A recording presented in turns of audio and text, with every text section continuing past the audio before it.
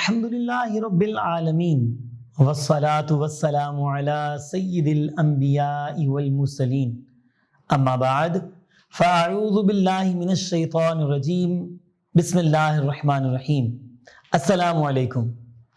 Welcome to Gauhar Publishers. Our slogan is redefining the geography of education through digital resources for conceptual learning.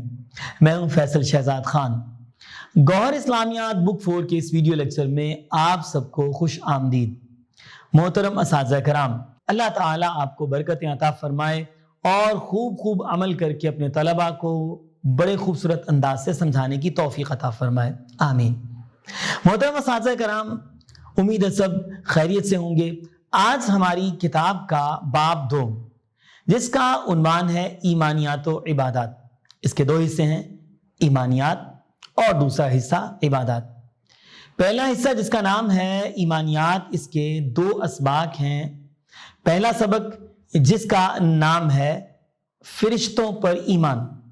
محترم اساتذہ کرام، اس سبق کو پڑھانے کے بعد انشاءاللہ اللہ کے فضل و کرم سے ہمارے طلباء اس قابل ہو جائیں گے کہ یہ جان سکیں کہ فرشتے اللہ تبارک و تعالیٰ کی نوری مخلوق ہیں، اور یہ بھی سمجھ سکیں کہ اللہ تعالیٰ کے یہ جو نوری فرشتے ہیں وہ گناہوں سے بالکل معصوم ہیں، پاک ہیں.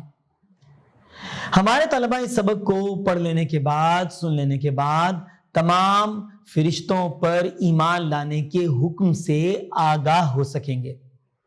اس کے ساتھ ساتھ مشہور فرشتوں کے نام اور اللہ تبارک و تعالیٰ نے جو ان کو ذمہ داریاں تفویض کی ہیں ان کے بارے میں اچھی طرح معلومات حاصل کر سکیں گے. اللہ تبارک و تعالیٰ کے چند فرشتوں کے ناموں کے ساتھ ساتھ ان کی ذمہ داریوں کے بارے میں آپس میں گفتگو کر سکیں گے. ہمارے طلباء اس سبق کو پڑھنے اور سمجھنے کے بعد یہ بتا سکیں گے کہ اللہ تبارک و تعالیٰ کے تمام فرشتے اللہ تعالیٰ کے حکم کے پابند ہیں، اور اللہ تبارک و تعالیٰ کی مبارک ذات فرشتوں کی محتاج بالکل بھی نہیں ہے.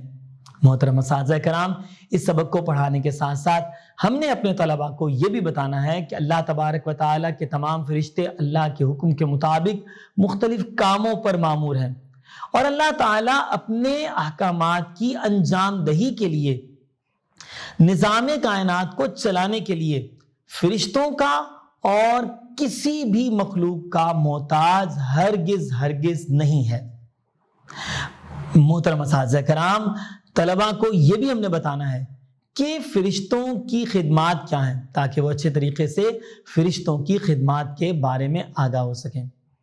تو اسی طریقے سے ہمارے باب 2 کے پہلے حصے کا دوسرا سبق جس کا عنوان ہے آسمانی کتابوں اور صحائف پر ایمان.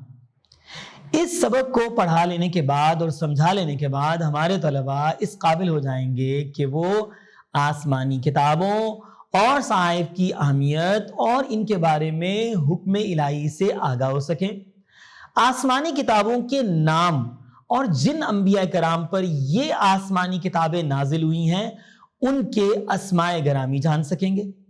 ساتھ ہی ساتھ قرآن مجید کی فضیلت اور اپنی عملی زندگی میں اس کی اہمیت کے بارے میں بتا سکیں گے. ہمارے طلباء آسمانی کتابوں پر پختہ ایمان لانے کے بارے میں بھی جان سکیں گے کہ کس طریقے سے آسمانی کتابوں پر پختہ ایمان لایا جائے، اور اس کے ساتھ ساتھ قرآن مجید سے قبل آنے والی آسمانی کتابوں کے احکامات کی منسوخی کے بارے میں بھی بتا سکیں گے. ہمارے طلباء اس قابل ہو جائیں گے کہ قرآن مجید کی فضیلت کو اپنے الفاظ میں مختصراً دوسروں کے ساتھ شیئر کر سکیں گے، بتا سکیں گے. محترم اساتذہ کرام، اس سبق کو پڑھا لینے کے بعد ہم نے طلباء کو یہ بھی بتانا ہے کہ قرآن مجید کے علاوہ جتنی بھی کتب سماوی یعنی آسمانی کتابیں نازل ہوئی ہیں ان کے احکامات اب منسوخ ہو چکے ہیں، اور یہ بھی بتانا ہے کہ قرآن مجید کی اہمیت و فضیلت کیا ہے. اس کے ساتھ ساتھ اپنے طلباء کو بڑے خوبصورت انداز سے ہم نے یہ بھی بتانا ہے کہ عہد نبوی صلی اللہ علیہ وسلم میں قرآن مجید کو کس کس انداز سے اور کن کن مراحل سے لکھ کر رکھا گیا اور محفوظ کیا گیا. محترم اساتذہ کرام، ہمارے باب 2 کا دوسرا حصہ ہے عبادات. اور عبادات میں 3 اسباق ہیں۔ پہلے سبق کا نام ہے روزہ یعنی صوم۔ محترم اساتذہ کرام، اس سبق کو پڑھا لینے کے بعد اور سمجھا لینے کے بعد ہمارے طلبہ اس قابل ہو سکیں گے کہ ارکان اسلام کے بارے میں تعارف حاصل کر سکیں اور ساتھ ہی ساتھ روزے کے معنی و مفہوم، اس کی فرضیت، اہمیت اور فضیلت کے بارے میں جان سکیں، رمضان المبارک کے اعتکاف اور شب قدر کی اہمیت کے بارے میں اچھے سے جان سکیں، ساتھ ہی ساتھ روزے کے حقیقی فوائد کے بارے میں آپس میں اپنے دوستوں کے درمیان گفتگو کر سکیں، آپس میں یعنی اپنے دوستوں کے درمیان گفتگو کر سکیں۔ ہمارے طلبہ انشاءاللہ اللہ تعالیٰ کے فضل و کرم سے اس قابل ہو جائیں گے کہ رمضان کی عبادت کی ترغیب حاصل کر سکیں اور رمضان کے فضائل کے بارے میں اچھے طریقے سے معلومات حاصل کر سکیں۔ محترم اساتذہ کرام، ہم نے اپنے طلباء کو اس سبق کو پڑھانے کے ساتھ ساتھ اعتکاف، تراویح، نماز تراویح اور جمعۃ الوداع کے تصور کے بارے میں بھی اچھے طریقے سے بتانا ہے۔ انہیں ہم نے یہ بتانا ہے کہ اعتکاف کیا ہوتا ہے، ہمارے پیارے نبی صلی اللہ علیہ وسلم نے کب کب اعتکاف کیا اور کتنے کتنے دنوں کا اعتکاف کیا، اعتکاف کی اہمیت کیا ہے، نماز تراویح پڑھنے کی ترغیب دلانی ہے۔ خاص طور پر جو ہمارے طلبہ ہیں ان کو یہ ترغیب دلانی ہے کہ وہ مسجد میں جا کر نماز تراویح باقاعدہ طور پر ادا کریں، جمعۃ الوداع بڑے اہتمام کے ساتھ ادا کریں۔ اس کے ساتھ ساتھ سحری، افطاری اور تینوں عشروں، پہلا عشرہ، دوسرا عشرہ، تیسرا عشرہ، ان تینوں عشروں کے نام اور فضیلت کے بارے میں ان کو تعارف کروائیں تاکہ وہ اس کے بارے میں بھی خوب اور اچھے طریقے سے جان سکیں۔ محترم اساتذہ کرام، اس حصے کا دوسرا سبق جو ہے جس کا نام ہے حقوق اللہ، اس سبق کو پڑھانے کے بعد انشاءاللہ اللہ تعالیٰ کے فضل و کرم سے ہمارے طلبہ اس قابل ہو جائیں گے کہ اللہ تعالیٰ کے حقوق کی اہمیت سے واقف ہو سکیں اور ساتھ ہی ساتھ اللہ تبارک و تعالیٰ کے حقوق کی اہمیت اور فضیلت کے بارے میں جانتے ہوئے اللہ تعالیٰ کی نعمتوں کو پہچان سکیں اور اللہ تعالیٰ کی نعمتوں کو پہچان کر اللہ تبارک و تعالیٰ کے شکر ادا کرنے کے عادی ہو سکیں، ساتھ ہی ساتھ اللہ تبارک و تعالیٰ کے حقوق کی فضیلت اور عملی زندگی میں اس کی عادت کو اپنا سکیں۔ محترم اساتذہ کرام، اس سبق کو پڑھانے کے بعد ہمارے طلبہ انشاءاللہ اس قابل ہو جائیں گے کہ ہر تکلیف اور مصیبت میں صبر و استقامت اور توکل یعنی اللہ تعالیٰ پر بھروسہ کرنے کا مظاہرہ کر سکیں۔ محترم اساتذہ کرام، ہم نے طلبہ کو یہ سبق پڑھا لینے کے بعد بڑی تفصیلاً سمجھانا ہے کہ اللہ تبارک و تعالیٰ کا شکر کیسے ادا کریں اور کن کن مواقعوں پر اللہ تعالیٰ کا شکر ادا کریں۔ ساتھ ہی ساتھ یہ بھی سمجھانا ہے کہ اللہ تبارک و تعالیٰ اپنے شکر گزار بندوں سے کتنا راضی ہوتا ہے، خوش ہوتا ہے اور اللہ تعالیٰ شکر کرنے کو کتنا پسند کرتا ہے، اور ساتھ ہی ساتھ شکر ادا کرنے والوں کو اللہ تعالیٰ اور زیادہ عطا فرماتا ہے، کیونکہ اللہ تبارک و تعالیٰ کا قرآن مجید میں فرمانے عالی شان ہے، وَإِن شَكَرْتُمْ لَأَزِيدَنَّكُمْ، اگر تم شکر ادا کرو گے تو اللہ تعالیٰ تمہیں اور زیادہ نعمتیں عطا فرمائے گا۔ محترم اساتذہ کرام، ہمارے تیسرے سبق کا نام ہے تلاوت قرآن مجید۔ اس سبق کو پڑھانے اور سمجھانے کے بعد ہمارے طلبہ اس قابل ہو جائیں گے کہ وہ یہ جان سکیں کہ قرآن مجید اللہ تبارک و تعالیٰ کی آخری کتاب ہے اور آخری کتاب کے طور پر اس کا تعارف حاصل کر سکیں اور یہ جان سکیں کہ دنیا و آخرت میں کامیابی کا ذریعہ قرآن مجید پر عمل کرنے میں ہی پوشیدہ ہے۔